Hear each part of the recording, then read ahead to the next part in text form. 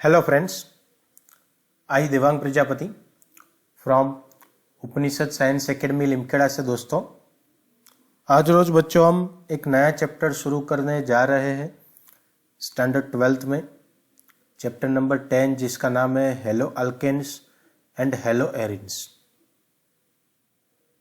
उनका video number 1 आज हम देखेंगे। चैप्टर का introduction and halo alkane and halo arene क्या है उसके बारे में डिस्कशन करेंगे। उससे पहले जो बच्चे चैनल में नए हो, चैनल को सब्सक्राइब जरूर से कर देना बच्चों, ताकि आपको नए वीडियो की नोटिफिकेशन तुरंत मिले। दूसरी बात, अब तक बच्चों हम केमिस्ट्री में इंग्लिश मीडियम में भी chapter number 1, chapter number 2, chapter number 3, chapter number 4, 1, 2, 3, 4 complete कर दिया है। Chapter number 6 and chapter number 8, 1, 2, 3, 4, 6 and 8 total मिला के ये 6 चैप्टर हमारे ख़त्म हो गए। वैसे तो इवन पॉलीमर भी हमने कर दिया था, पर वो चैप्टर तो पूरा कैंसल आउट कर दिया है। ठीक है, तो वो भी आपको मिल जाएगा। So total 7 chapter almost finish है अब तक के, जो आपको चैनल पे प्लेलिस्ट के अंदर मिल जाएगा। अभी आज हम बात कर रहे हैं hello alkane and halo Erin compounds के बारे में। उसका आज इंट्रोडक्टरी पोर्शन हम कवर अप करेंगे। तो चलिए शुरू करते हैं आज का ये वीडियो। सबसे पहले हम क्या पढ़ने वाले हैं वो देखेंगे। तो आज बच्चों हम introduction and what is hello alkane and halo Erin उसके बारे में डिस्कस करेंगे। चलिए शुरू करते हैं। सबसे पहले टेक्स्ट बुक का कोई भी चैप्टर अगर हम स्टार्ट करते हैं तो वो स्टार्ट करते हैं तो उसके स्टार्टिंग में आपको हर एक चैप्टर के स्टार्टिंग में टैगलाइन मिलती है। तो देखते हैं टैगलाइन क्या है। Halogenated compounds persist in the environment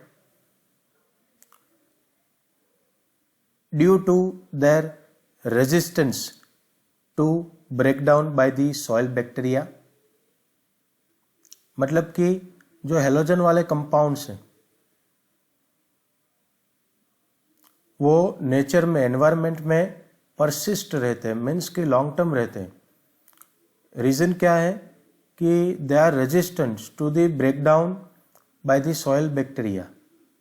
मतलब कि सॉइल के अंदर जो बैक्टीरियाज रहते हैं, ओके, वो बैक्टीरिया ये हेलोजिनेटेड कंपाउंड का ब्रेकडाउन नहीं कर पाते। तो उसकी वजह से हेलोजिनेटेड कंपाउंड जो है, okay, it will remain persist, it will remain persist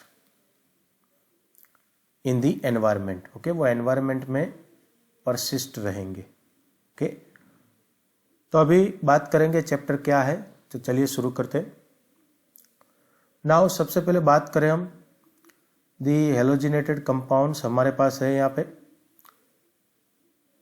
the replacement of hydrogen atom की बात करेंगे, पर सबसे पहले टैगलाइन में क्या बात हुई हमारी। तो हेलोजिनेटेड कंपाउंड्स जो है, carbon 3 places hydrogen and 1 places halogen.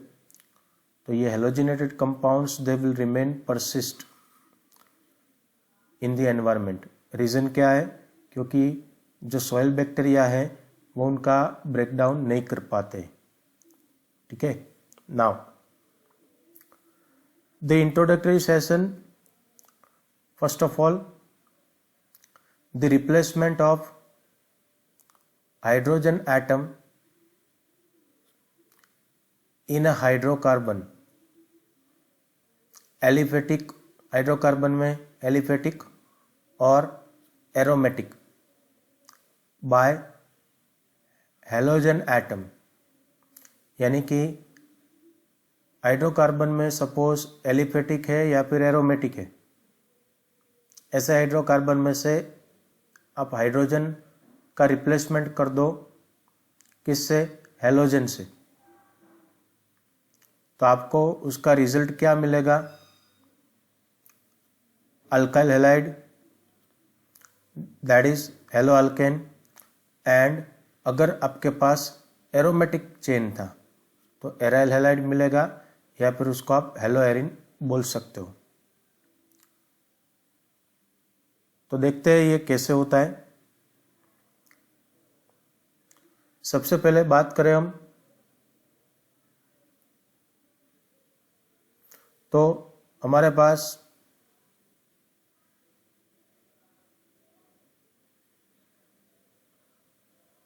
ये है कौन, CH4, मतलब क्या नाम होगा, मीथेन। तो मीथेन में से कोई एक हाइड्रोजन का हम रिप्लेसमेंट करें,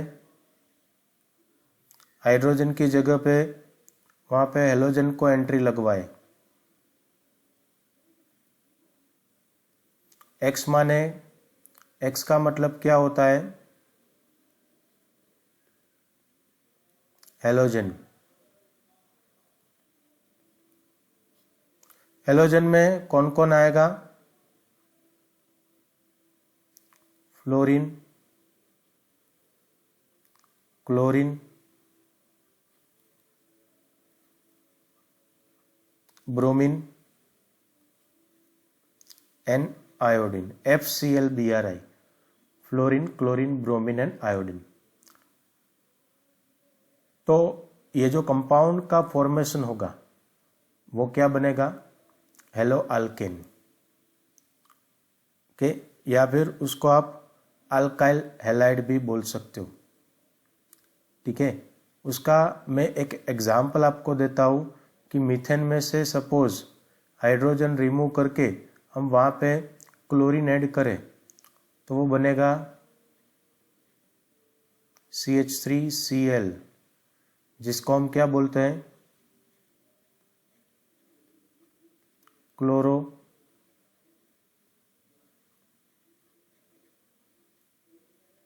methane. Okay, so this is what the alkyl halide, या फिर उसको अगर रिंग स्ट्रक्चर है तो वो देखते हैं आगे हम। ठीक है, तो ये हो गई अल्काइल हैलाइड। ठीक है, या फिर उसको आप हेलो अल्केन भी बोल सकते हो। फ्लोरीन, क्लोरीन, ब्रोमीन, आयोडीन हो सकता है। ओके, तो ऐसे अल्काइल हैलाइड का फॉर्मेशन होता है। ठीक है, अभी हम हेलो एरिन का फॉर्मेशन कैसे होगा वो देखेंगे। तो सपोज कि ये स्ट्रक्चर ऑफ बेंजीन है C6H6, उसमें से कोई एक हाइड्रोजन अगर हम रिमूव करें और यहाँ पे आगे हमारी बात हुई ऐसे हेलोजन में से कोई भी एक चीज़ हम ऐड कर दे, फिर चाहे वो फ्लोरीन हो, क्लोरीन हो, ब्रोमीन हो या फिर आयोडीन हो, तो वो आपको हेलो एरिन कंपाउंड्स का फॉर्मेशन कर देगा। जैसे कि एक एग्जांपल मैं आपको बोलता हूँ,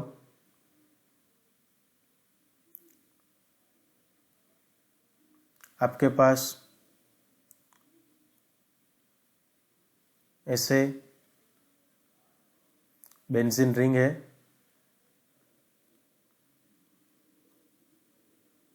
सभी के पास हाइड्रोजन है, उसमें से एक आध हाइड्रोजन हम रिमूव कर दें, सपोज कि ये वाला,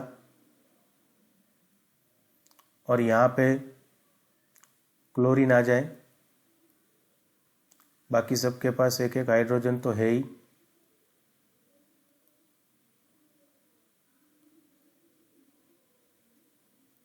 तो ये हो गया क्लोरोबेंजीन। तो ऐसे हेलोएरिन का फॉर्मेशन होता है। हेलोएरिन बोल सकते हो या फिर एराइल हैलाइड भी बोल सकते हो। ठीक है, तो this is what how hello alkane and haloarene they looks. Okay, now haloalkane contain halogen atom attach. देखो ये रहा, ये हेलो अल्केन का पूरा स्ट्रक्चर है जिसमें ये हेलोजन है हमारा,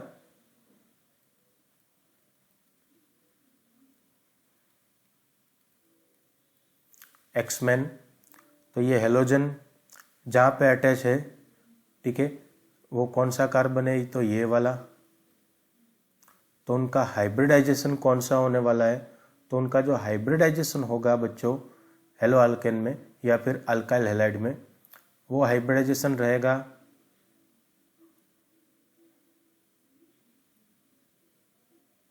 sp3 टाइप। कौन सा रहेगा, sp3 hybridised carbon.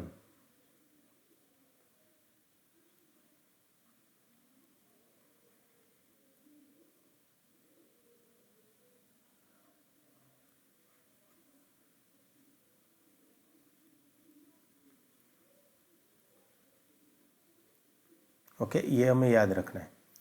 Halogen atom is connected with the carbon atom. That carbon is having the sp3 type of hybridization. कैसे, तो देखो सब जगह पे आपको चार जगह पे सिंगल बॉन्ड दिख रहे, तो उससे भी आप बोल सकते हो this carbon will be having the sp3 type of hybridization. Okay, whereas अगर आप बात करो हेलोएरिन कंपाउंड्स का, तो हेलोएरिन कंपाउंड्स के लिए एक एग्जाम्पल हम लेंगे, benzene ring, carbon carbon carbon carbon carbon carbon connected. Alternatively double bond रख देंगे हम। ओके, सभी के पास एक एक हाइड्रोजन होगा। कोई एक कार्बन पे हम हेलोजन एटम रख देंगे। सपोज कि यहाँ पे ये हेलोजन अटैच है, CX, ओके, मतलब हेलोजन। तो ये हेलोएरिन या फिर एराइल हैलाइड बोल सकते हो। तो इसमें हेलोजन एटम जो है, जो कार्बन के साथ अटैच है, वो कार्बन का हाइब्रिडाइजेशन कौन सा होने वाला है, तो वो हाइब्रिडाइजेशन रहेगा sp2 hybridised carbon. Okay, clear है। तो हेलोएरिन में आपको हाइब्रिडाइजेशन कौन सा मिलने वाला है, sp2, वेरेज हेलो अल्केन में आपको sp3 टाइप वाला हाइब्रिडाइजेशन मिला था। Okay, now many halogen containing organic compounds occur in nature. Some of these are used as a clinically, means medicine में, हेल्थ केयर में बहुत इस्तेमाल होते हैं। Then these classes of compounds find wide applications in specifically in industry as well as in day-to-day life. Then they are used as solvents for relatively non-polar compounds and as a starting materials for the synthesis of wide range of the organic compounds. मतलब कि वो raw material है बहुत सारे organic compound का formation करने के लिए। फिर हम बात करें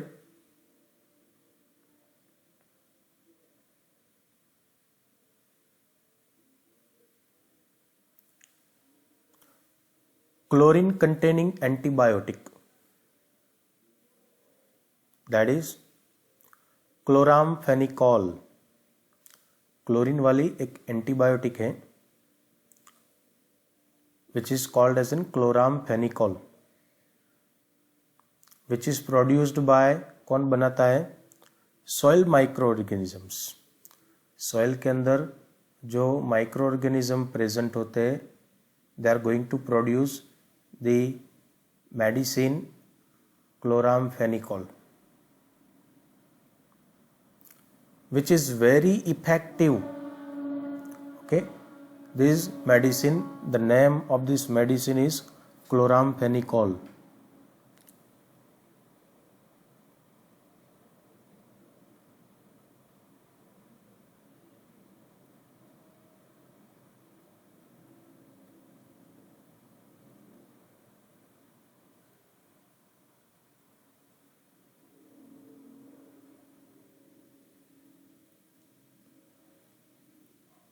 ये हो गया medicine chloramphenicol. Okay, which is very effective for the treatment of typhoid fever. किसके लिए इफेक्टिव है?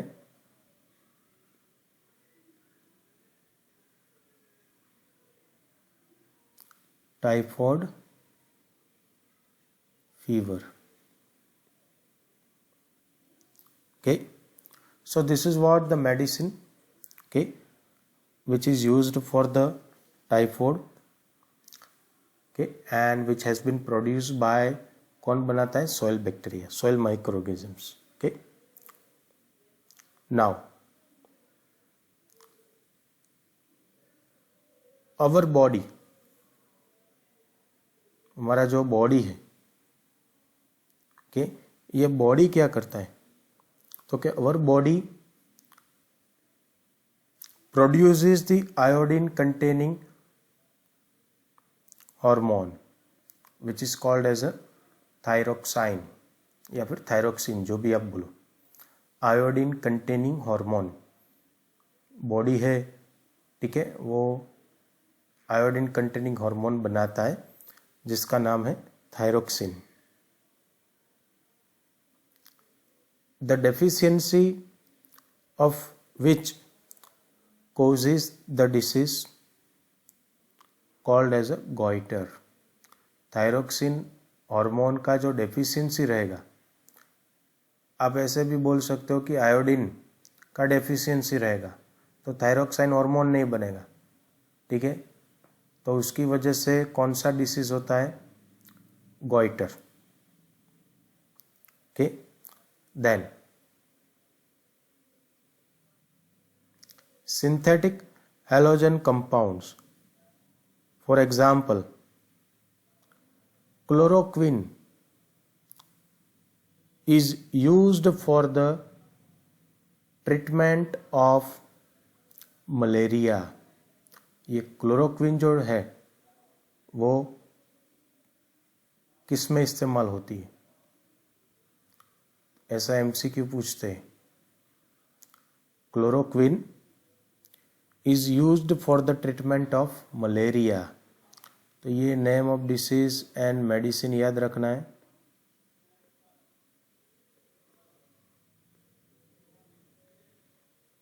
ओके, फिर हम बात करें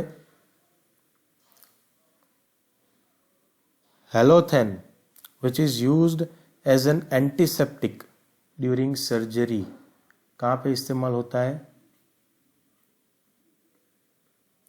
halothane which is used as an antiseptic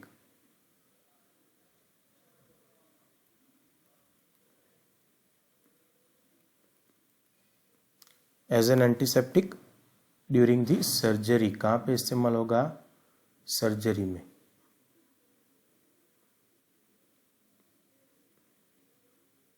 okay,